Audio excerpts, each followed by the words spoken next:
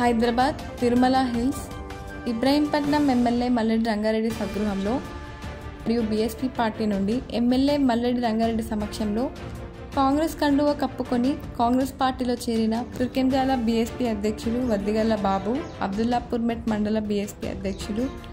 బంగారి మైసయ్య మరియు బండ్ల రావిరాల మాజీ సర్పంచ్ బంగారి ఎల్లమ్మ, దోమలపల్లి శరణ్ నాయక్, రాజు నాయక్ తదితరులు కాంగ్రెస్ కండువా కప్పుకొని కాంగ్రెస్ పార్టీలో చేరి బీఎస్పీకి భారీ షాక్ ఇచ్చారు.